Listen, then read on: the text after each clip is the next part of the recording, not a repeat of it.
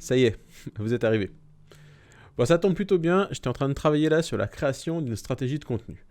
Bon, vous le savez, ça fait des années qu'on le dit, content is king, le contenu, c'est vraiment la pierre angulaire de votre stratégie de marketing digital. Pourtant, encore aujourd'hui, on se rend compte que près de la moitié des entreprises n'ont pas une stratégie de création de contenu clairement définie. Et c'est vrai que c'est pas toujours simple de savoir par où commencer.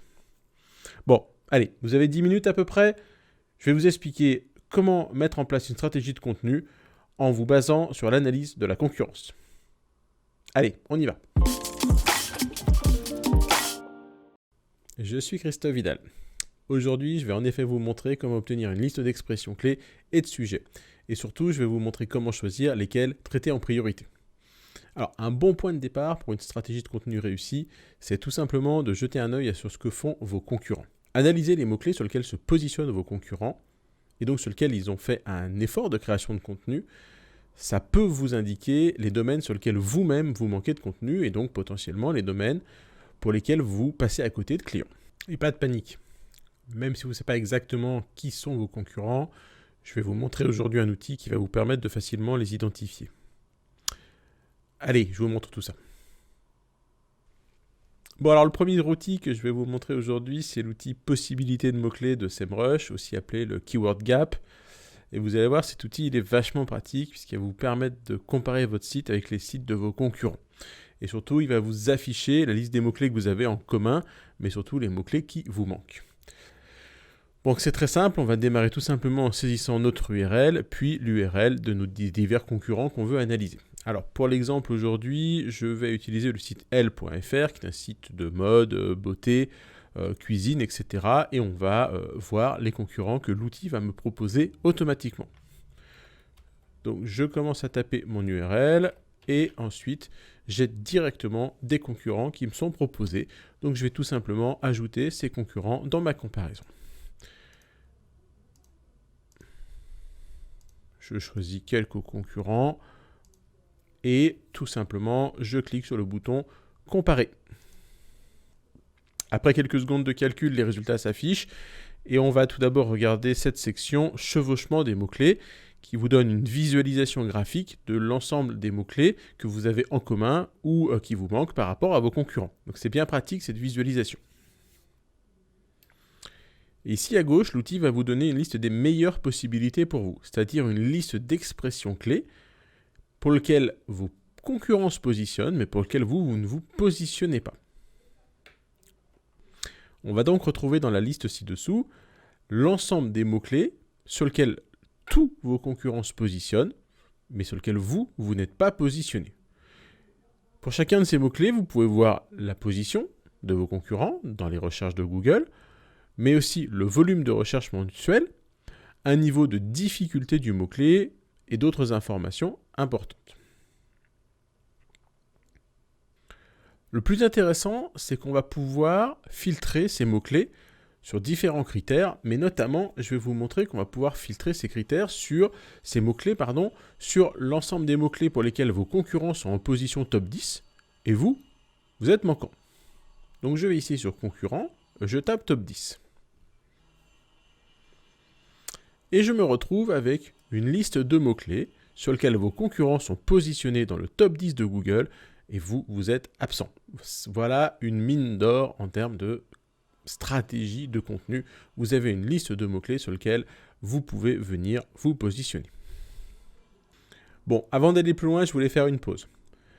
On est bien d'accord. Là, l'outil SEMrush vient de nous donner une liste de mots-clés pour lesquels tous nos concurrents sont positionnés dans le top 10 et pour lequel nous sommes invisibles. Donc là, clairement, il y a un truc à faire et on a déjà un bon départ pour notre stratégie de contenu. Allez, on continue. Allez, revenons à notre outil de possibilité de mots-clés. Pour chacun des mots-clés présents dans la liste, je peux cliquer sur le mot-clé pour avoir accès aux informations détaillées concernant ce mot-clé.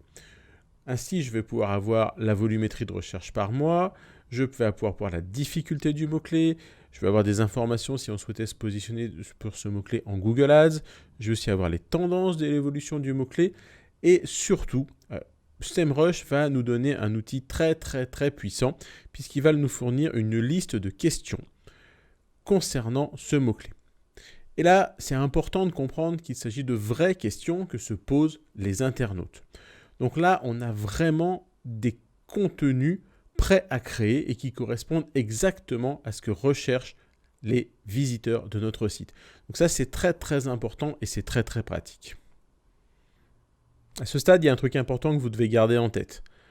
Rappelez-vous bien que vos contenus devront fournir des réponses utiles à l'ensemble de ces questions.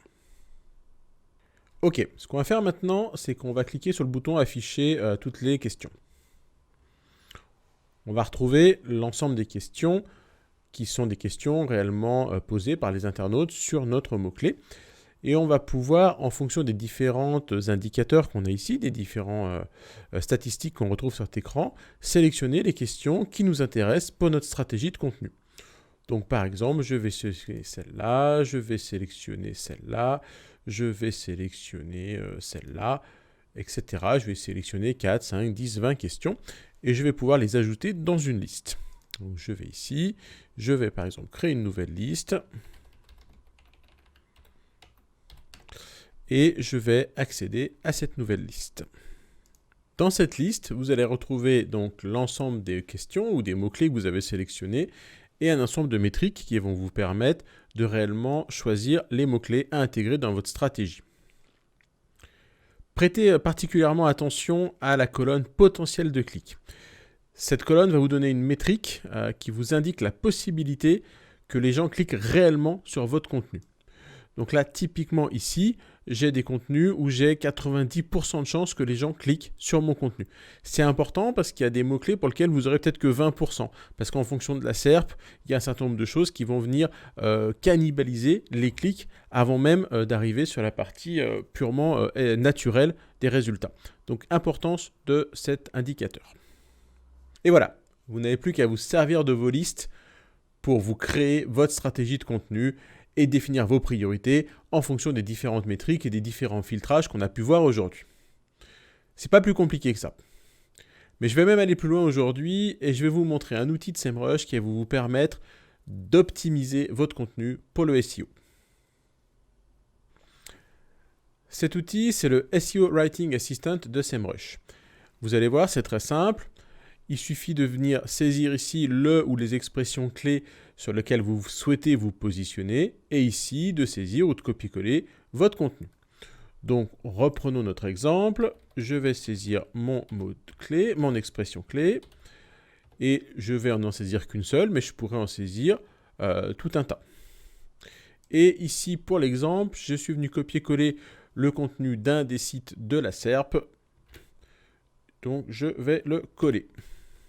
Voilà, mon contenu est collé, je suis ici réglé sur le public cible en France, c'est parfait, je vais obtenir les recommandations. Voilà, ce contenu est bien optimisé, il a déjà une note de 7,6 sur 10. Comme vous pouvez le voir, les contenus sont donc qualifiés sur 4 grands critères. D'un côté, la lisibilité, le SEO, le ton et l'originalité. Bon, on ne rentrera pas dans le détail aujourd'hui sur le ton et l'originalité, on pourra voir ça lors d'une prochaine session. Mais déjà, regardons la partie lisibilité. Je pourrais faire des paragraphes moins longs, je pourrais réécrire des phrases plus simples à lire et je peux avoir ainsi un certain nombre d'assistants. Et enfin, je suis informé sur des mots-clés que je peux rajouter dans mon contenu. Et c'est très simple, il suffit que je vienne taper un mot-clé pour qu'il disparaisse automatiquement de la liste. Donc je peux descendre un par un mes mots-clés. Voilà, vous avez un outil pour optimiser votre contenu pour le SEO facilement. Allez, on va terminer là-dessus. Donc vous l'avez compris, créer une stratégie de contenu, c'est assez simple quand on a les bons outils. Avec les outils qu'on a vus aujourd'hui, vous allez pouvoir sélectionner les expressions clés, les prioriser, avoir une estimation des résultats potentiels et vous allez même pouvoir créer du contenu directement optimisé pour les moteurs de recherche. Bon, c'est le moment. Si vous ne l'avez pas déjà fait, pensez à vous abonner à la chaîne, pensez à liker la vidéo, n'hésitez pas à laisser des commentaires. Moi, ça me ferait plaisir si vous m'indiquiez les sujets que vous voulez que je traite lors de prochaines vidéos. Et puis, pensez à activer la cloche pour recevoir les notifications à chaque nouvelle publication. Allez, merci à tous et à très bientôt. Ciao!